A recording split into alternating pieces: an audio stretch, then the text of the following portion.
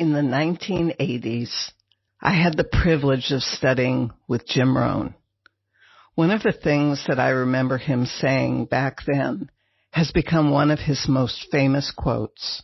For things to change, you have to change. It seems very obvious when you think about it. For things to change, you have to change. I've been thinking about this quote a lot lately, and it's taken on a much deeper meaning for me because he didn't say, for things to change, you have to change things. What he said is, for things to change, you have to change. I understand now that means that I have to change in whatever ways are necessary for things to change for me. Whatever those things are. And if I don't change, which is an inside job, then things in the outside world are not going to change for me. So for things to change, you have to change. Welcome to the Living Beyond ADHD podcast. If you're looking for a fresh perspective and actionable steps on hot topics from focus to follow-through to self-management and more, you are in the right place. Welcome your host, innovative educator, coach, and psychotherapist, Dr. B. Certainly, through most of my life, I would set goals or say things that I wanted to be different, but I never considered how I would need to change and who I would need to become for those changes to actually happen.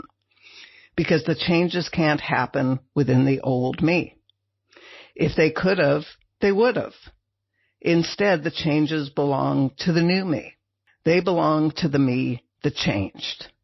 And in the new me that changed, all kinds of things can become a part of my life and change for me, but not with the old me.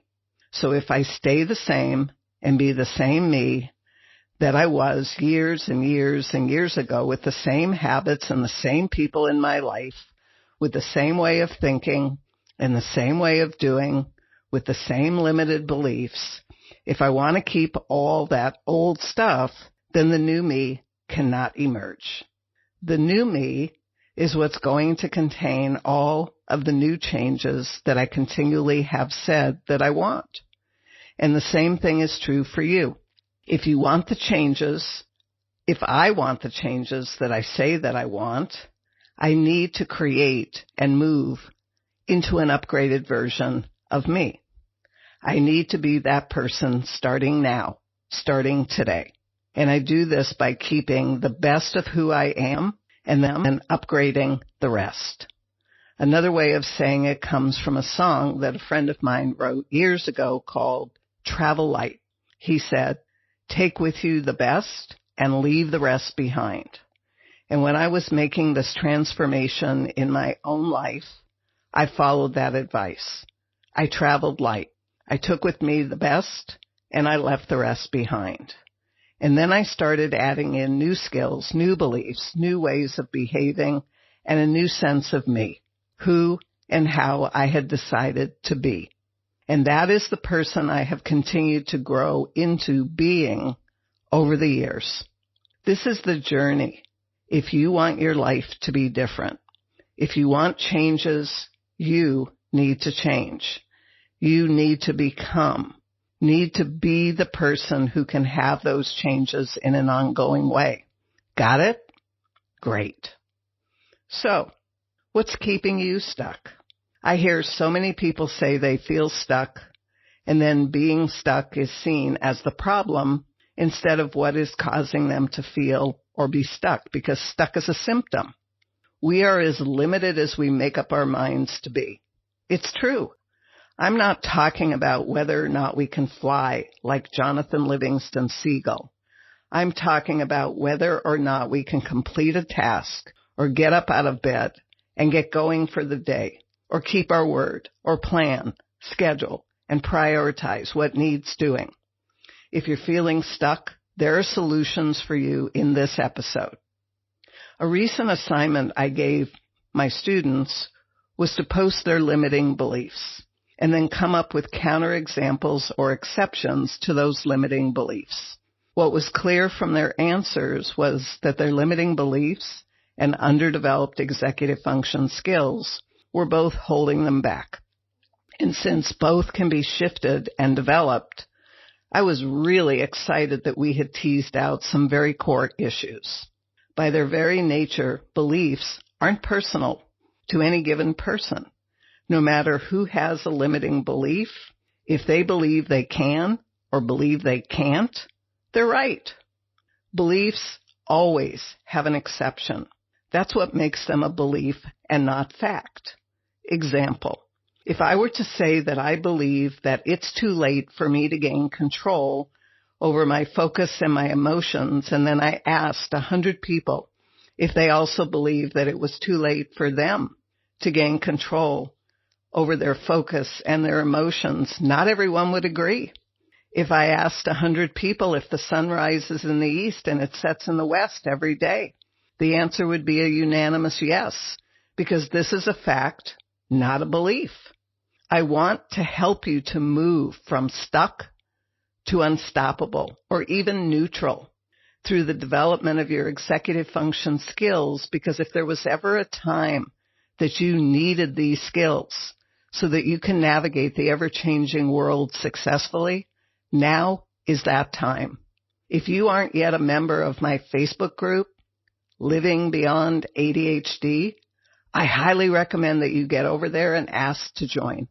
When you do, be sure that you answer the few questions that are asked, including the question about the group rules. We have rules so that the group is a safe space, free of judgment, and a place where you can show up and interact with like-minded adults. You can laugh a little, learn a little, and most of all, be connected to a positive energy community. I also go live in that group every 2 weeks, and I answer questions that are posed by group members. It's definitely worth joining us. And if you want to start developing your executive function skills, I have lots of resources available on my website, including the opportunity for you to get on the wait list for the March Adventures in Achievement open enrollment. There's an email sequence going out now to everyone on that wait list with information about executive function skills and ways that you can start to develop yours. So join the Facebook group for community and learning, and visit my website to get on the wait list to learn about upcoming executive function skill development opportunities. You won't want to miss either of these opportunities. For those of you who have been longtime listeners, you know that I'm big on wins and their importance in your life. There's another important aspect to focusing on wins, and that is that you are training your mind every day to notice what's right with you, right with what you're doing, right in the world. In other words, wins. And especially during a time in our world history where it would be so easy to ignore what's right or good or amazing. This is exactly what we need to be focusing on to keep the level of positives within each of us high, so that it can offset the high level of negatives that we're bombarded with every single day. Having a wins mindset will transform how you experience your life during these challenging times like now. How you experience your life and the meaning that you give to the events of your life contribute greatly to the quality of your life. We don't always have control over the events or experiences. However, we do have control over the meaning that we give them. You know from listening to other episodes that what you focus on grows, and that it's important to stand guard at the doorway to your mind and not let in things that don't serve you. So why focus on anything but wins? That way you will continue to attract more and more wins into your life, all leading you to the state of mind and life that you want. You are a precious child of God and of the universe, and you are called a human being, not a human doing, for a good reason. You do not have to earn your value. You were born with it. Your value comes from who you are, not what you do.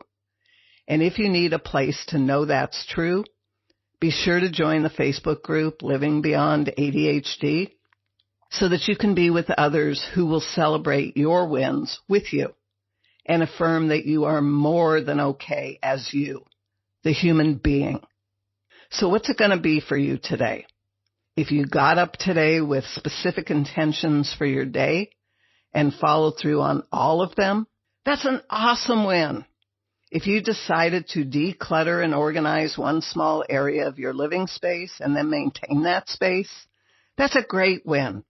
And if you decided to develop a loving relationship with yourself and actually receive the love and compassion that you're offering to yourself, that's a huge win. You get the point. Celebrate all of them. And none of this half-hearted celebrating. You've got to mean it. You've got to exaggerate your emotions. Yes, wow, awesome. Be sure to celebrate your wins, big and small, because celebrating daily builds consistency and makes a faster difference in your life. How much time do we have? Not much. So let's get to it. This podcast is sponsored by Pure Potential with Dr. B. You can head over to drbarbaracohen.com and find the podcast episodes and transcripts. Great free content, plus information on programs and products, including the groundbreaking online Adventures in Achievement Foundational Skills Training and Coaching Program. You can also learn about Dr. B's masterclasses on decision-making, time management, and banishing procrastination. That's drbarbaracohen.com. Many of you have taken on your limiting beliefs as a result of your past experiences and what others have repeatedly said to you about you. Let's look at 7 common limiting beliefs and how you can start to bust them. I can't ever complete tasks. I don't have enough time. I will always live a life of chaos and clutter. This is as good as it gets. This is as good as my life is going to get. I don't know myself or what I want. Things are going to work out for me. No, they're not. They never do. I break my promises to myself and to others all the time. The first thing to understand about all 7 of these statements is that they are literally instructions that you're giving to your mind, telling you what your life is going to be, and then you just follow those instructions, and that's what your life is. You have literally programmed your mind to give you that life, and it's not even the life you really want. Remember, the programming of your mind isn't personal. If you say it's true for you, then it's true for you, even if it's not true for hundreds of other people. So let's get to busting these beliefs. Let's bust this first belief. I can't ever complete tasks. The word ever is often used as it is in this case, and it implies that there's no exceptions. So I want you to get curious and think of a time in your life when you did complete a task, any task, where this belief isn't true. For example, you completed the task of brushing your teeth or getting dressed or putting gasoline in your vehicle. If you've completed these tasks, then the belief, I can't ever complete tasks, isn't true. And then you go deeper, looking at how you've been able to complete the tasks that you've completed. Perhaps it's because you knew exactly what to do when you brushed your teeth or got dressed or put gasoline in your vehicle. And when you don't complete tasks, it's because you don't know exactly what to do with the task, starting, continuing, or finishing it up. Once you can see that the belief is false, and what's really true is that when you don't have all the information you need to start and finish a task, you don't complete your tasks. Now you have something to work with. You need to get the information that you're missing so you can start and finish your tasks, all of them. Busting the second belief, I don't have enough time. The word enough is often used as it is in this case, implying there just aren't enough hours in the day for you to get things done. So again, get curious and think about a time when you did have enough time. In fact, plenty of time. What was different about that situation? For example, you were able to complete all of your tasks and errands for a day and even had time for yourself and others in your life. It was an amazing day, and you were so happy that day. Remember that day, study that day, and learn how you were able to have such an amazing day so you can have more of them. Busting the third belief, I will always live a life of chaos and clutter. The word always implies no exception, which is not the case. Again, get curious and think about a time when you lived in peace and you were clutter-free, even if it was a brief moment in time. What was different about that situation from how you live now? For example, you were able to live clutter-free and in peace when you were single. And when you got married and had kids, all of that went away, and it's like you never lived any other way except in chaos and clutter. Except that's not true. Become a student of your own life and look at what changed in you, rather than what changed in your life. How did you start to think in ways that resulted in creating a cluttered and chaotic life for yourself and others? See if you can remember how you used to think when your life was clutter-free and peaceful. Remember, what's happening in your outside life is the result of what changed on the inside, in you. Busting the fourth belief. This is as good as life is going to get. To me, this implies that this is the very best moment in your life. No better moments have existed. Is this really true? Or can you think of exceptions where your life was really good, as various times in the past, it just hasn't been that good in a long time? For example, look back over your life and find moments of happiness or goodness. A birthday party you attended as a child, if you did. A movie you saw that you really enjoyed. A conversation with a friend, perhaps sharing a meal together, when the time just flew by and you were both so connected and happy to be together. Again, these moments or memories may be few and far between. However, when you find even one experience that was good in your past, it means that the belief that this is as good as life is going to get is false. Busting the fifth belief. I don't know myself or what I want. You may know what everybody else wants because you focused on pleasing others and making this your goal. This is part of codependency. And as a result, you end up knowing lots of things about others and perhaps nothing about yourself, nothing about your wants or your needs, and perhaps feeling like you're a stranger to yourself. For example, you could start by making a list of everything that you know isn't true about you and use very concrete things like you are not 6 feet tall if you aren't, or you are not blonde if you aren't. And once you get enough of these things that you aren't, you will flow into continuing on with those things that you are, such as kind, loyal, funny, smart, and so on. And I really want you to own the good about you because it's true. Busting the sixth belief. Things aren't going to work out for me. They never do. As you look back over your life, I bet you could show me so many times that things didn't work out for you. And so you've used those times to validate this belief that they never will. However, since there are always exceptions to a belief, I suggest that you look back over your life again and find those exceptions when things did work out for you, because they're there if you really look. For example, even the things that you might say were bad experiences might have led you to a good outcome, which then led you to another good outcome, and eventually led you to things working out better for you than you could ever have imagined. Do you have at least one of those stories or experiences? Busting the seventh belief. I break my word to myself and others all the time.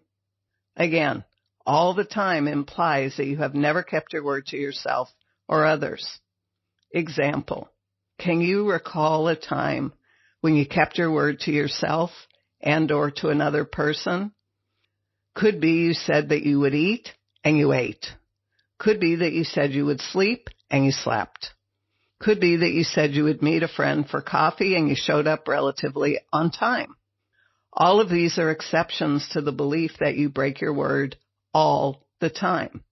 You would do better to reframe this statement if you relate to it and say, I break my word to myself or to others when I'm scared to follow through or when I don't know how to do what I said I would do. That is a very specific time when you break your word with the reason identified, and therefore it can be worked out and resolved. The global statement of breaking your word all the time isn't true because there are exceptions and leaves you with nothing specific to work on. That's the real issue. The reasons I'm talking about limiting beliefs is because you can run your life into the ground if you don't shift them into beliefs that support you. How many of these limiting beliefs do you relate to? Probably lots of them. And what are those limiting beliefs costing you? Are they stopping you from making new friends, pursuing a new career, moving to a new location, getting the help and support you need for yourself? What is the cost? What is it costing you? Remember, these limiting beliefs always have exceptions to them. We just need to look. And just because you've been indoctrinated with these beliefs and you've lived with them for your entire lifetime, if you have, it doesn't mean that you need to keep them. If you agree that they no longer serve you, they are hurting you. I've mentioned this in another episode and it bears repeating. Gandhi said, your beliefs become your thoughts become your words become your actions become your habits become your values become your destiny. Are your beliefs leading you to the destiny that is best for you? And if not, is today the day you bust your limiting beliefs wide open and you choose new empowering beliefs that are in line with your heartfelt destiny? Are you going to commit to transforming one limiting belief every day or week or month starting today so that your life starts to get better for you with each limiting belief that you shed and replace with an empowering one? And who will you be without those limiting beliefs? If you've lived with them for so long, you might feel a loyalty to them and feel strange about the idea of releasing them or transforming them into empowering beliefs. And if this is your experience, consider, what is it that it's doing for you to keep your limiting beliefs? Is it validating your belief that you're a victim? Or another limiting belief that I didn't mention in today's episode? I want you all to know that there is real hope for resolving the challenges that you're experiencing with limiting beliefs and underdeveloped executive function skills. The widespread needless suffering of millions of adults around the world has to stop. And I'm doing what I can do to stop it with this generation, with us. We all need to address our limiting beliefs and our underdeveloped executive function skills if we want to live the life that's possible for us with those changes. We have to be the person who lives the life we say we want, not struggle to live the life we say we want so that we can become the person someday who has that life. It's backwards. We all need empowering beliefs and well-developed executive function skills to thrive as adults in today's world. Because if we can't plan, organize, prioritize, get started, and keep going until the end, if we can't regulate states of overwhelm and stop the analysis paralysis so that we can more easily make good decisions and know they're good decisions, it's going to cost us dearly. Please slow down and become a student of your own life. Understand what you need to succeed with the multifaceted brain that you have. Take action on what you learn about yourself. This is the life work that lies ahead for you if this is your time. You came to this lifetime with an empowering gift, and I would love it if each and every person on this planet was able to express his or her unique, empowering gifts freely, without the threat of being shamed or criticized. Please, let's put an end to that stigma once and for all. A favorite quote of mine. John Wooden said, "Do not let what you cannot do interfere with what you can do. What this quote says to me is that there is always something that I can do in any situation, because I am always 100% responsible 100% of the time for the outcomes in my life, and it's up to me to do what I can do. So I ask myself continuously, how can I? And I do it, whatever it is. Whether you're learning from my podcast episodes or live videos, or you're working with me directly, you're in my world and I'm here to serve your needs. So be sure to reach out and get your needs met. It's up to you to take action so that things can change for the better for you. And they can only change for the better for you if you change. Make it a priority to join the Facebook group, Living Beyond ADHD, so you can have a non-judgmental community to lean into. And put yourself on the wait list for the Adventures in Achievement program that's opening up again in March, so that you receive the new email sequence that's already started going out and educating people about executive function skills and what lies in store for you. If you enjoy today's episode or any of the other episodes, please share this podcast show with others. I would also be grateful if you'd rate the show and write a positive or inspiring review on iTunes so I know that I'm meeting your needs. It means a lot to me to know that your life is getting a little bit better every time we get together. Be sure that you check out the show notes for the many, many opportunities available to you, as well as ways that we can work together and stop your needless suffering now. You'll find solutions to the challenges that you're experiencing, and I would love to help you realize a new freedom. That is, if that's of interest to you. Thanks for listening. Until the next time, bye for now. Thanks so much for listening today. If you're eager to make positive changes in your life and stop overwhelm and confusion from derailing you, head over to drbarbaracohen.com and see how Dr. B can help you today. Whether you love learning in an online group environment with personalized coaching or prefer the pace of guided self-study, Dr. B offers the skills, strategies, and individual support you need. Get started on your journey today by visiting the website at drbarbaracohen.com.